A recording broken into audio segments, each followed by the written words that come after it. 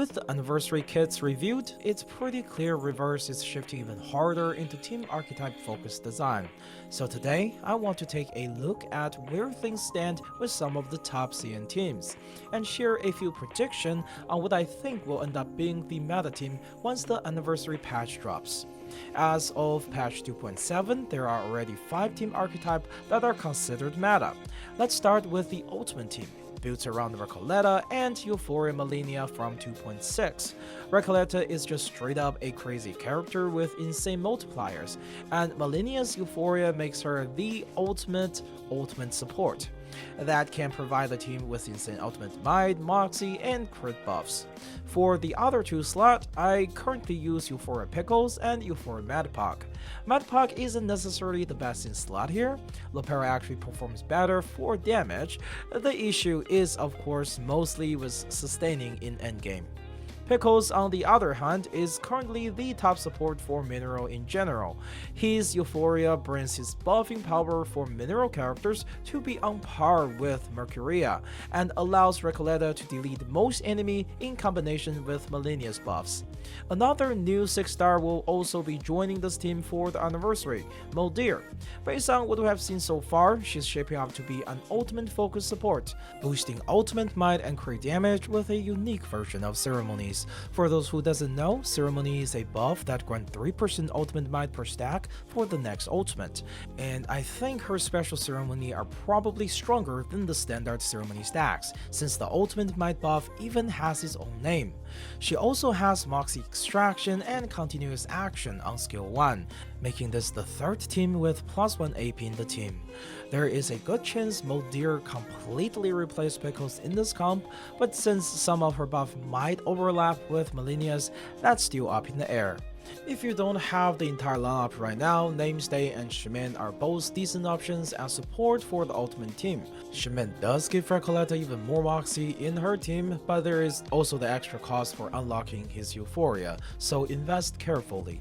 For the DPS slot, there is Noir, though I'll be real with you, she just can't compete with Recoleta right now.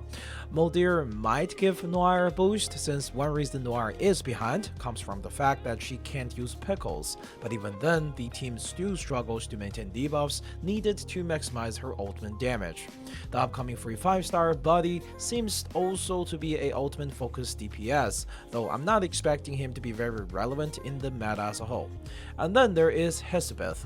She's more of a gimmick pick, able to cast 3 ultimate per turn at the cost of 1 AP, which is pretty wild. She could be used as a moxie generator for Recoleta, but she's not locked into any team specifically. You can use her anywhere that benefits from ultimate spam. The second team archetype that's super meta right now is the Impromptu Incantation team. At launch, this team wasn't exactly hyped, but the moment they got their sustain unit, Kiparina, everything changed. Kiparina is pretty nuts. Even with an average P0 build, she can throw out a stable 7,000 shield per turn, stacking up to somewhere between 13,000 and 15,000. She's what turned the Impromptu team into a real monster. Right now, the team has way more damage potential than the game actually requires. The biggest issue is literally most stage can't last long enough for you to unleash a full burst. That also means you don't need a full Impromptu setup to make it work.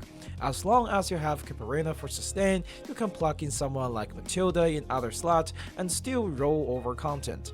And it's about to get even better because Regulus is getting her Euphoria in the anniversary patch, and it's designed for the Impromptu as well, which should loosen up some of the rigidity this comp currently has. The third team comp is the classical follow-up comp.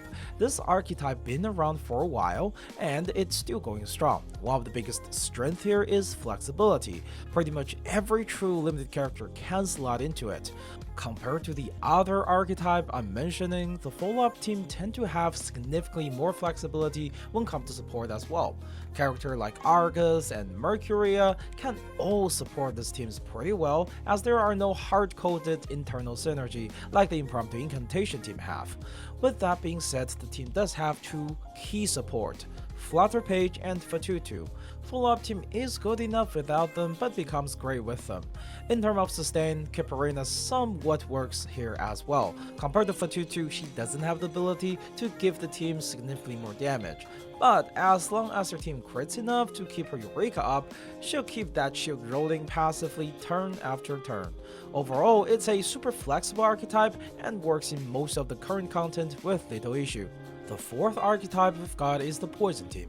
Right now, it's mainly centered around Willow, Tuesday, and maybe Sotheby. All of them focus on stacking poison and pumping out tons of Genesis damage. The fourth archetype we've got is the Poison Team. Right now, it's mainly centered around Willow, Tuesday, and Sotheby. All of them focus on stacking poison and pumping out tons of Genesis damage.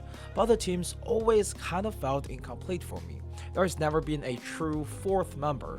Most people just slot in Kakania. Problem is, Tuesday and Willow's rotation already eat up so much AP that running Kakania ends up feeling clunky more often than not. And finally, we might be getting a real support for this team. Euphoria Jessica. That's right, Jessica is the first character getting a Euphoria in 2 patches, and this time around, it actually turns her into a proper poison character.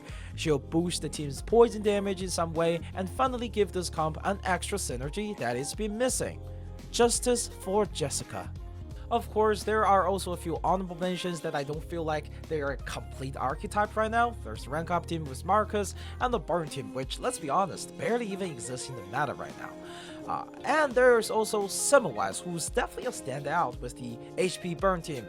That said, the HP burn team is actually gearing up for a full-scale overhaul, and we will instead talk about Semmelweis in the next section. Now let's talk about the 2 new archetypes getting added to the 2nd anniversary. Both of them are tied to the new Euphoria Ezra got in 2.7. First up is the Dynamo archetype. Yes, Lucy has always had Dynamo, but until now it's been more of a solo mechanic, something unique to her kit rather than a full-on team system. And that's about to change. Dynamo just got a big rework, and in a lot of ways it now plays similarly to Impromptu. Ezra's Euphoria introduced a new mechanic, a special array that buffs the whole team, and the array gets stronger as Ezra adds more Dynamo to it before expiring. When he first dropped, it didn't look that crazy, but that was the same story with Barcarola before the full Impromptu comp was built. It's the same deal here. Once the anniversary patch lands, we are getting Orich as a playable character. He'll be a part of the Dynamo Array team and will further enhance the power of the array. On top of that, Lucy's also getting her Euphoria, which let the new array system empower her skill even more. We'll still have to test how the sustain situation looks. Ezra might be able to handle it solo with a full Dynamo comp, but if things lines up, expect the team to be strong, especially with Euphoria Lucy on it. The other archetypes coming with Ezra's Euphoria and the anniversary patch is the HP burn team. Well, kind of. As I previously mentioned, the HP burn team archetype is about to be overhauled as well, which also comes with a new name as well, the Blood Ember team. Tentative. Just like the Dynamo Array, Blood Ember is a brand new mechanic. When you have Blood Ember character on the field, any HP loss from the ally gets stored as Blood Embers. In patch 2.7, only Euphoria Ezra has access to the system, and he mostly uses it for healing. But in the anniversary patch, that same mechanic becomes a core part of a full team comp, because it fuels the damage of the new true limited character Nautica. Her damage is heavily revolved around it. Blood Ember powers her passive follow-up and her ultimate, and that's not all.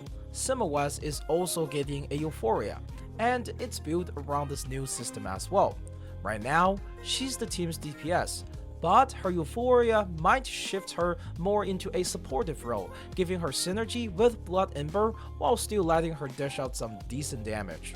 So in the setup, expect Semmelweis to take more of a backseat, while Nautica becomes the real carry. Ezra will of course handle the sustain, and Eternity help with some extra HP burn. It's kind of funny though, Ezra really wasn't seen as anything special last patch. Both of his Euphoria looked pretty mid at the time, and now he's getting contested by 2 true limited characters. Talking about glow-ups. Now, there is one more thing I want to talk about in this video, how Blue Puck is handling this new archetype. First of all, characters these days are a lot more synergy focused than before. Most of them just don't perform the same way outside of their specific archetype. But when you build them together as a team, their synergy scales super hard. Which means if this design trend continues, it's probably in your best interest to pull for full teams, not individual characters. Now, one thing I really like is that even more rigid teams, like Impromptu, are still getting new additions. Euphoria Regulus is the next Impromptu character, and even if she doesn't match the level of core Impromptu cast, her inclusion makes the team a bit more approachable and flexible, especially for newer players. On the flip side, there is also a chance that this is hinting at a bigger shift, like 5 character content becoming the norm, which could be really fun gameplay wise, but also stressful in terms of unilog needed for a team. And honestly, I hope that's not the case. I like the idea of specialized team getting more tools, not more demands. And if we end up with 5-man Reverie in the rain fights, and that's everything I want to talk about for this video. What do you guys think about the direction the game is heading and the current meta? Let me know in the comments down below. This has been SteamBandX, thanks for watching, and I'll see you in the next video.